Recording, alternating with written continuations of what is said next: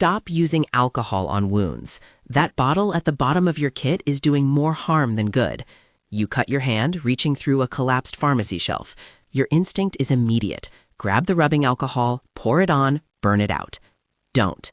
That knee-jerk move is the single biggest medic mistake I see in SHTF scenarios. This video exists to break that habit and give you simple, field-ready steps that actually save tissue and reduce long-term problems. If you want a printable field first aid cheat sheet for everything I'll cover, hit like and download it from the description now. Save this video for later. People reach for alcohol because it stings, and pain feels like cleanup. The sting convinces us something is working. It's fast, it's available in almost every kit, and culturally it's become disinfectant equals good. But the truth is blunt. Pouring isopropyl or ethyl alcohol into an open wound kills bacteria, yes, and it also kills the very cells you need to heal. It destroys fragile tissue at the wound edge, turns a controlled injury into a larger one, and makes the patient flinch away from cleaning and irrigation. Alcohol is cytotoxic. It delays healing. It causes severe pain. In deep wounds, it misses anaerobes and spores hidden in tissue, so it's not even reliably effective against the organisms that do the worst damage. Picture the scene. You flush with alcohol, the victim screams, you back off. You haven't removed the grit or the bacteria. You've made the wound raw and miserable, and you've guaranteed a slower recovery with worse scarring. In SHTF, you need to preserve function and minimize complications. That's never achieved by burning living tissue. So what does alcohol do, in plain language?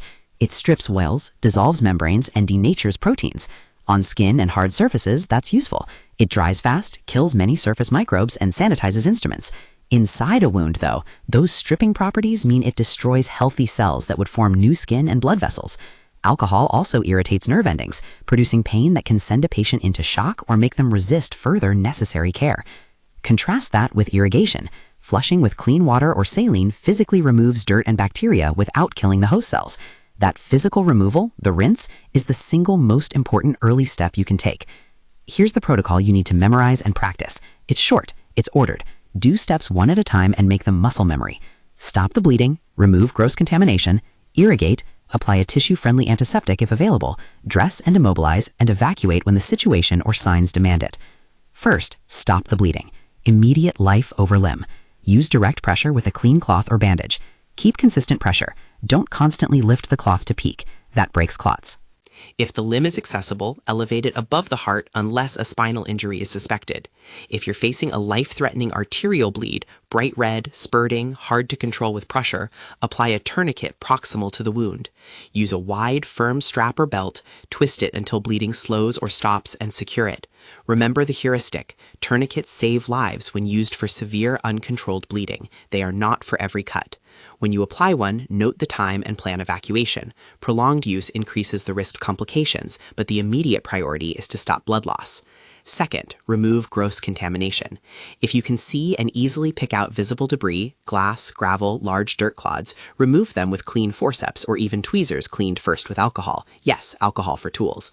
Don't go digging blindly. If something is deeply embedded, do not remove it in the field. Stabilize it in place and evacuate. Pulling an embedded object can convert a contained injury into a catastrophic bleed.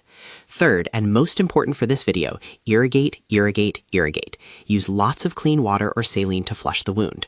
Water physically dislodges contaminants and dilutes bacterial load without attacking living tissue. In SHTF, you often won't have commercial saline bags. Improvise. Boil available water to kill microbes, then let it cool. Use that boiled and cooled water for irrigation rather than alcohol. If you have to make saline, use non-iodized salt. Aim for a mild saltiness similar to tears. A practical field rule, dissolve salt until the water tastes just faintly saline, then trust the sensory cue rather than exact measurements when you lack laboratory precision. Sterility can't be guaranteed in the field, so be conservative. Boil, cover, cool, and pour from a clean container. How to actually flush effectively in the field: don't drip, flow. A steady stream rinses better than drop by drop. Use a squeeze bottle, a water bladder, or a cup to pour with force. A clean plastic bottle with a small nozzle works well. Squeeze to create pressure. If you have a syringe without a needle, a 60 milliliter syringe aimed at the wound will create a controllable printable flush. Gravity works too. Suspend a filled bag or bottle and let a slow, steady drip rinse the space while you hold pressure. The goal is volume and movement. Rinse until the water runs relatively clear and the gross debris washes out. Fourth, antiseptic selection, the field-safe picks and the ones to avoid. Povidone iodine and chlorhexidine are preferable to alcohol for tissue. If you have povidone iodine, betadine-like solution, and no sterile saline, dilute it until it's much weaker. Think the color of weak tea, not strong brown iodine. Apply lightly after irrigation, not as a substitute for flushing. Chlorhexidine is also tissue-friendly compared to alcohol. Use it if available for skin and wound prep. Hydrogen peroxide? It bubbles and looks like action, but it's rough on tissue, and its effect is short-lived. Use it only sparingly for initial very dirty wounds, and then move to irrigation and better antiseptics. Never use bleach, hydrogen peroxide repeatedly, or household disinfectants inside wounds. They cause cellular damage and delay healing. Fifth, dress and immobilize. After irrigation and antiseptic application, cover the wound with a clean dressing. If you don't have sterile gauze, use a freshly laundered or boiled cloth. Fold it into multiple layers. Secure with tape, strips of fabric, or a bandana. For limb injuries, immobilize using rigid objects as splints, a stick, rolled magazine, or flat board, padded well with clothing to prevent pressure points. Stabilization reduces pain, limits further tissue damage, and makes transport easier. Now, some realistic improvisations you'll use in SHF. For a flush container, a cleaned sports bottle, a water bottle with a pinhole in the cap, or a sports hydration bladder work well. For a pressure dressing, take a thick pad, clean cloth or folded t-shirt, place it over the wound and wrap firmly with a band or triangular bandage. If you need to apply sustained pressure, place a flat pad and wrap snugly. If bleeding continues, add more padding and tighten. To create a triangular bandage, cut a large square cloth into a triangle and use the corners to secure the dressing and splint. Sterilizing tools. The safest field method is flame or boiling. Boil metal instruments for several minutes in clean water or pass them through a flame until red hot and then cool in clean water. If you must use alcohol to clean them, that's an appropriate use. Again, for tools and surfaces, not wound beds. For hand hygiene before dressing changes, soap and water is best. If unavailable, use an alcohol-based hand sanitizer on your hands, let it dry, and wear gloves if possible. Gloves reduce contamination risk dramatically. Let's clear up a few common tangles. You should not pour alcohol into a wound to kill infection. You should not use bleach, Lysol, or other household cleaners. You should not use strong antiseptics undiluted on tissue. You should, however, use alcohol to wipe down instruments, to clean a work surface, and to disinfect the skin around a wound, carefully and briefly if you have nothing better. The boundary is simple. Alcohol touches tools and outer skin. Water and tissue-friendly antiseptics touch the wound. A short, do this, don't do that reality check to keep in your head. Do stop heavy bleeding first. Do irrigate with clean water or saline abundantly. Do pick out only visible, loose debris. Do dilute iodine until it looks like weak tea if that's your available antiseptic. Do use alcohol to wipe down instruments, to clean a work surface, and to disinfect the skin around a wound carefully and briefly if you have nothing better. The boundary is simple. Alcohol touches tools and outer skin. Water and tissue-friendly antiseptics touch the wound. Don't let the victim bathe in alcohol or drink rubbing alcohol. That's toxic. Triage and evacuation. Know your red flags. Evacuate for uncontrolled bleeding despite pressure or tourniquet, suspected bone fractures that deform the limb, loss of circulation past the injury, cold, pale, numb extremity, deep puncture wounds through joint or chest, wounds with exposed bone or foreign objects, signs of systemic infection, fever, chills, altered mental status, or rapidly spreading redness and streaks toward the heart. Watch for increasing pain, swelling, foul-smelling drainage, or red streaks. These indicate infection beyond what field care can safely manage and should prompt evacuation when possible. If you've done your field work and a wound still looks bad, get to a medical facility as soon as you can. Field care buys time and reduces complications, but it does not replace professional surgical or antibiotic treatment when those are needed. A few realistic case examples to make this stick. You're out foraging and a broken bottle slices your calf. It's shallow, not spurting blood. You press a clean bandage, elevate the leg, pour boiled cooled water through the cut until debris washes clear, dab a weak iodine solution around the edge, and bandage. You monitor for swelling and fever. You keep moving to safety. No alcohol touched the open tissue, and healing proceeds with fewer complications. Contrast that with slashing your palm on a jagged metal sign and a shard remains lodged.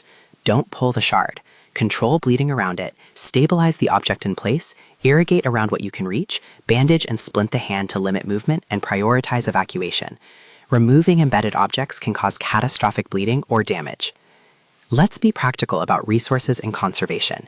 In SHTF, you won't always have everything. Prioritize what makes the most difference. A decent tourniquet, a small bottle for irrigation, a few sterile dressings if you can, and a small antiseptic like povidone iodine or chlorhexidine. Alcohol is useful. Keep it for tools, not tissue. Conserve antiseptics for situations where they add clear value after irrigation. Learn a few improvisations now: how to boil water on a camp stove, how to make a makeshift irrigation bottle, how to fashion a splint from things in your pack. Practice these under calm conditions so that under stress you operate with muscle memory rather than panic. A final quick technical note on hydrogen peroxide and enzymatic cleaners. Peroxide foams and looks active, but it's destructive to healthy cells and kills organisms only superficially. Its bubbles may remove some debris, but it should not replace irrigation and tissue-friendly antiseptics. Enzymatic cleaners aren't practical in most SHTF kits and aren't a substitute for a good flush. Repeat this until it's automatic. Alcohol for tools, water for wounds. Say it out loud, tape it to your kit, teach it to your group. That one rule prevents a cascade of problems: less pain for the patient, better tissue preservation, less scarring, and a higher chance of maintaining function. Before I close, a quick checklist in plain language to lock this into memory. Stop the bleeding first. Remove only obvious loose debris. Flush copiously with clean water or saline. Use diluted povidone iodine or chlorhexidine on tissue if available. Dress and immobilize. Sanitize tools with alcohol, not tissue. Evacuate on red flag signs. You've heard the myth. Now take the correct practice into habit.